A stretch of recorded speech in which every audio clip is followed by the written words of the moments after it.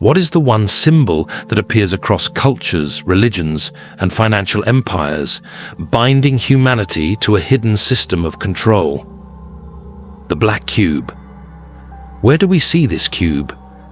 We see it at Saturn's North Pole, where a hexagonal storm spins eternally, a cosmic anomaly forming a perfect six-sided shape. But what happens when this hexagon is transformed into 3 dimensions? It becomes a cube. And where else do we see this cube? In Jewish tefillin, where a small black cube is bound to the forehead and the arm, symbolizing control over thoughts and actions. And in Mecca, at the Kaaba, where millions of Muslims perform tawaf, circling the cube 7 times, mimicking the rings of Saturn, binding billions into a system they do not fully understand. But what does this cube represent? Control over the mind, over the body, over the soul. So who controls the cube today? Enter BlackRock. Why is it called BlackRock? Because it symbolizes the black cube of Saturn. The same force that controlled ancient civilizations now controls the global financial system through BlackRock and Vanguard, which together own controlling stakes in companies like Google, Amazon, Apple, and Microsoft. They don't just control wealth, they control information, media, and technology. But what is BlackRock's ultimate power? Debt. And how is debt linked to the black cube? Saturn, known as Kronos in Greek mythology, was the god of time and materialism. Saturn enslaved humanity by binding them to cycles of debt and sacrifice. Today, BlackRock controls over $10 trillion in global assets, ensuring nations remain enslaved through debt-based economies, echoing Saturn's control over time and resources. But is this control limited to economics? It extends to the spiritual realm as well. Where does this spiritual control manifest? Look at Mecca.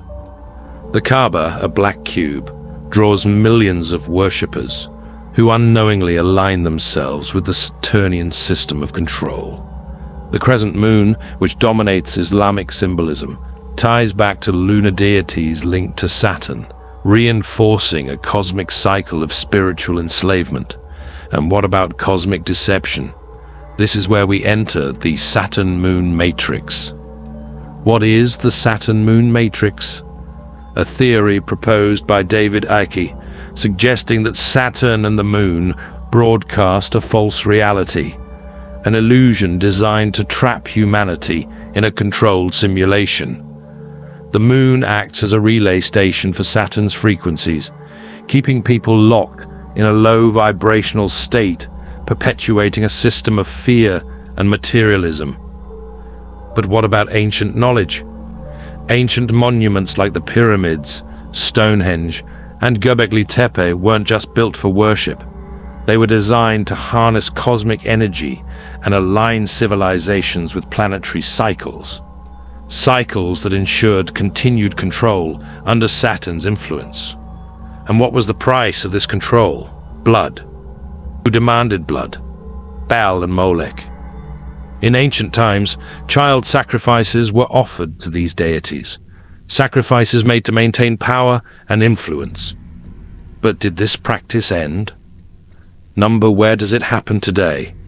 Look at Bohemian Grove. Who gathers there? The modern elite, performing mock sacrifices before the statue of Molech, symbolizing their continued allegiance to ancient bloodlines and cosmic forces.